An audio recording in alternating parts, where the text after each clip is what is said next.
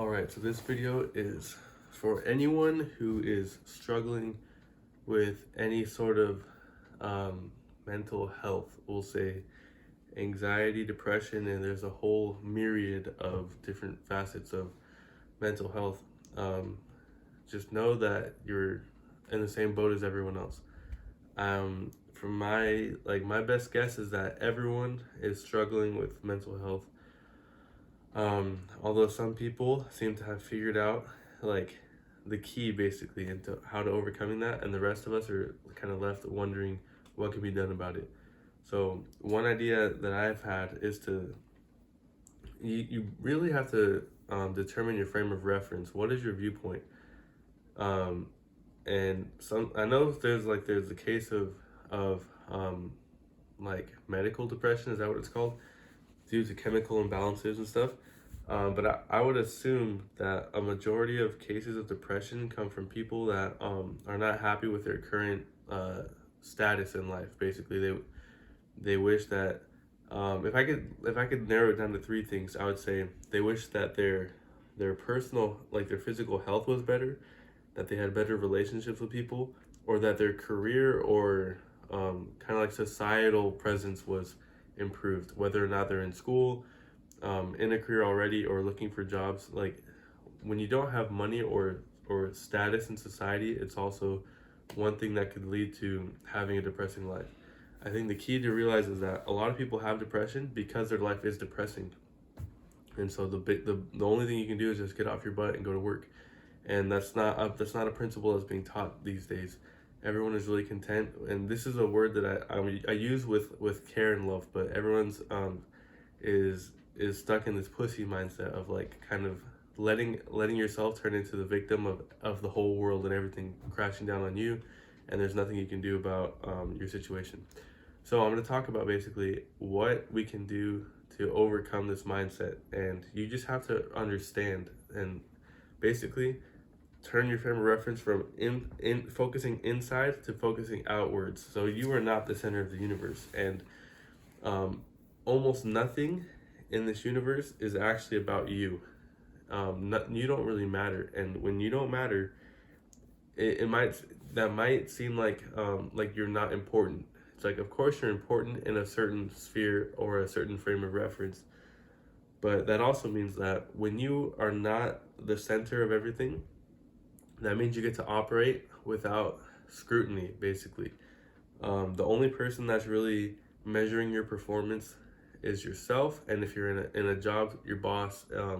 If you're in a relationship, your partner or whatever. The number of people that are watching you and watching your actions are actually very small, and so we have to gain this perspective of what does our life actually mean. And the only way to do that, at least for me, is to look to Jesus Christ. And I'm going to tell you why we should be grateful for God, why we should be grateful for how everything is set up. Even if you think your life is depressing, you still have a reason to be grateful, and I'm going to explain exactly what that is. So, Jesus Christ came into this world, born poor, raised in probably in tough conditions, like tougher compared, like in those times it was literally normal the way that he grew up. In our times, we would consider him to be in extreme poverty, probably, by our standards. And he grew up laboring, working.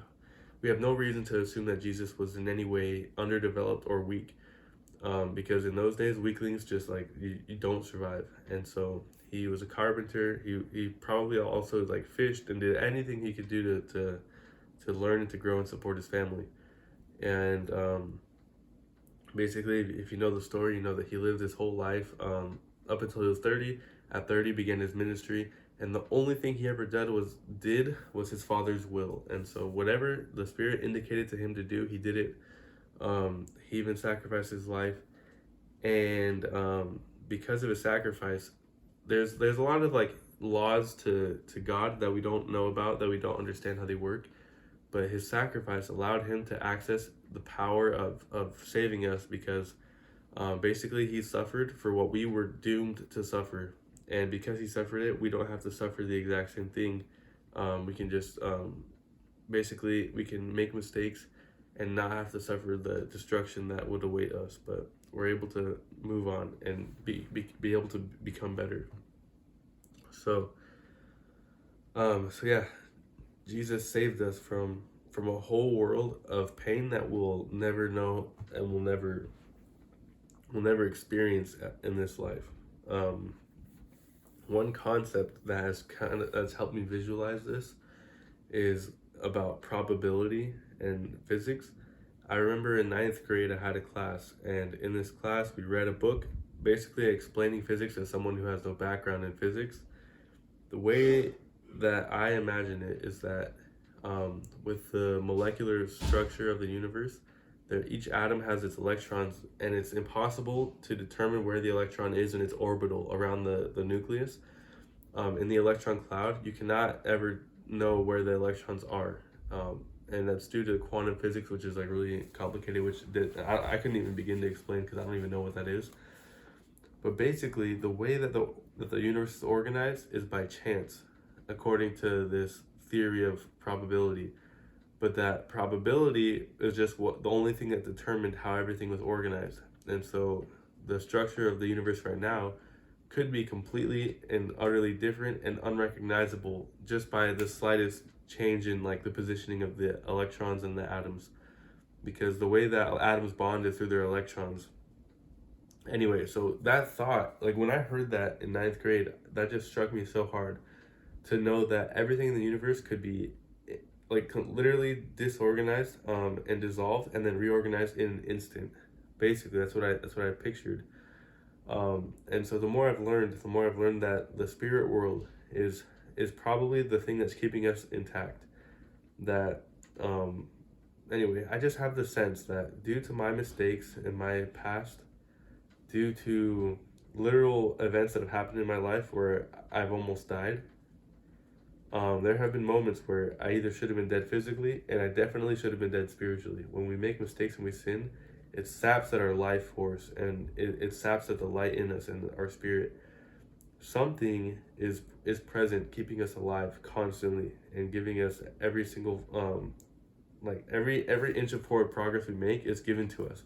It doesn't come from inside of us. I should be dead, and I should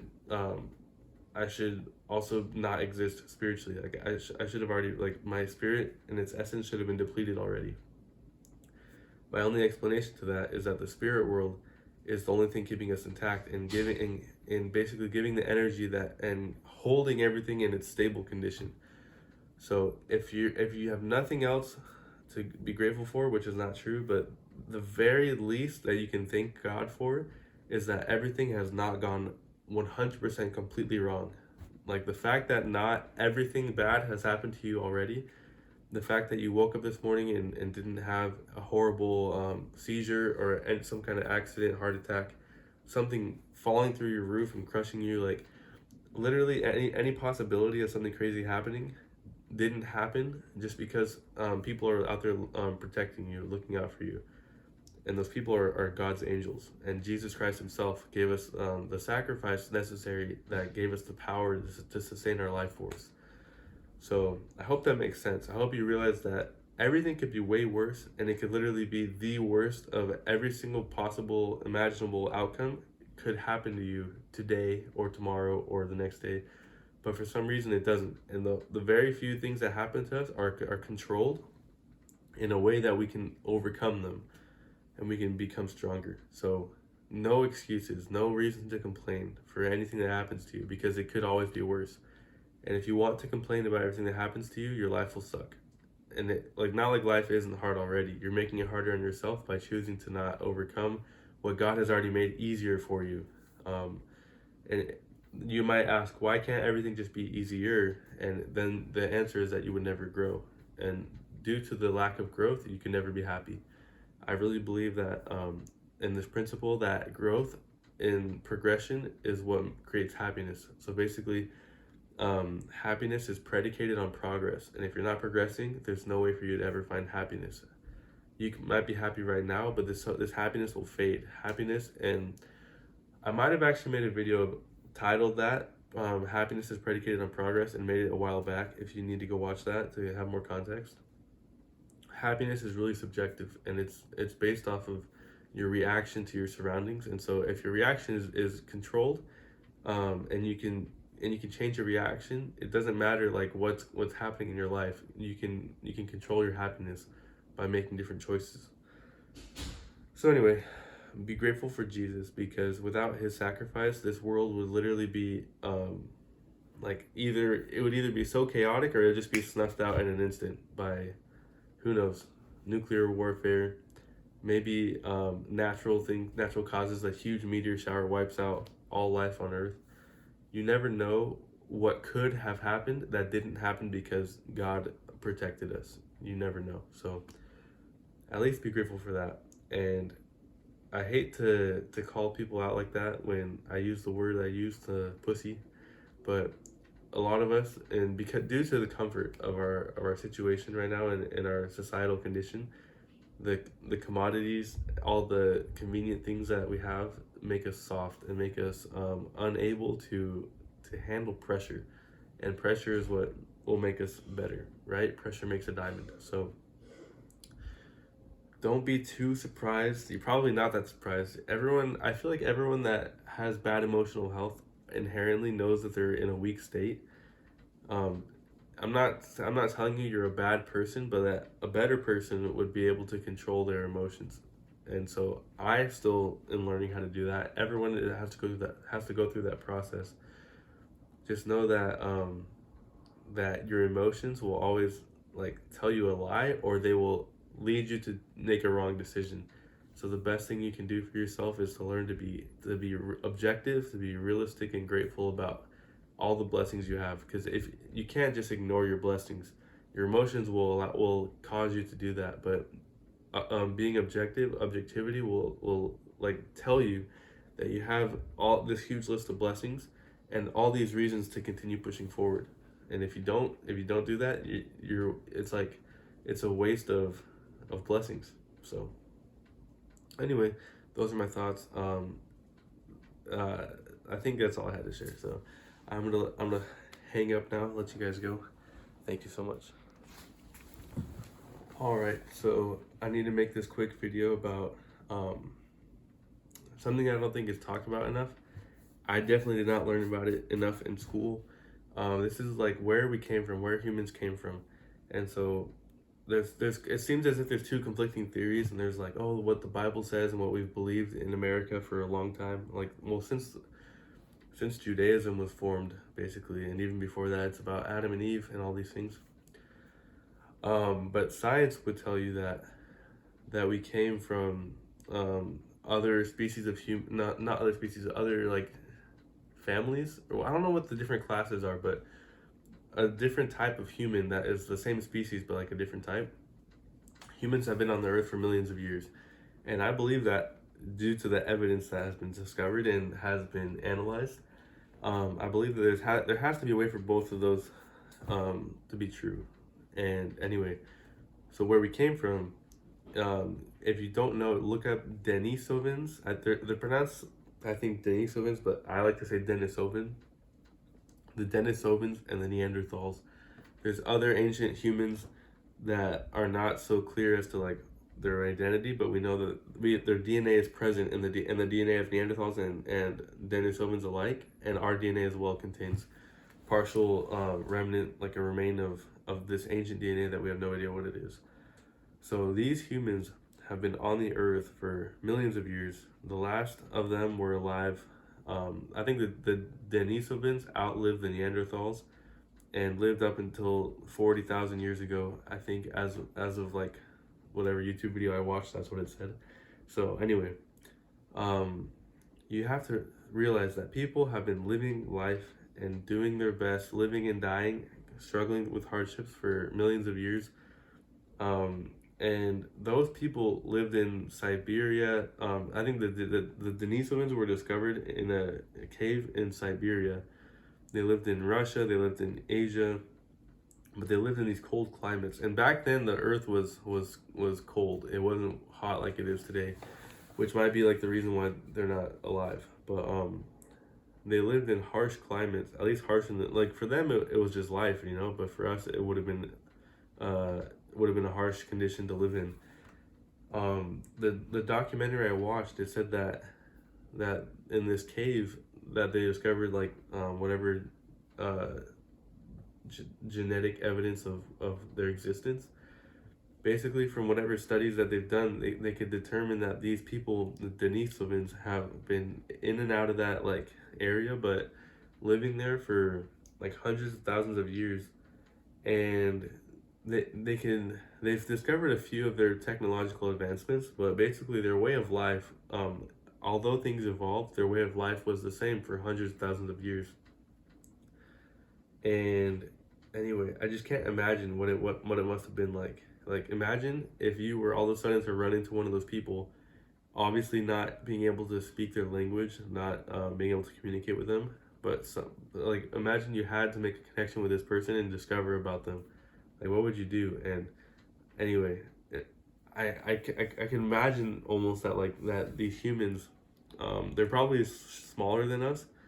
I think genetically we've evolved to become taller people just because girls like tall guys. I don't know. Anyway, this like primal ancestor person probably would attack you on sight. Maybe, like, I don't know if there'd be much room for talking. Like, there's a potential of a hostile threat. Who's to say they wouldn't use their teeth and their nails and stuff while they're fighting? Like, anyway, I think we've evolved into this thing as a human species. We've evolved. Obviously, we've evolved creatively, and we're way superior to, like, none of our advancements are even comparable to any of theirs. Like, theirs were like more primitive, but we wouldn't be anywhere without them. And so anyway, I just think if we were to be forced to live in conditions that like they lived in, only the smallest percentage of people alive today would be able to survive in that climate, in those conditions. It's like we've forgotten basically our basic purpose and function of life. And today it's like everything is more of a social struggle than it is like a survival struggle.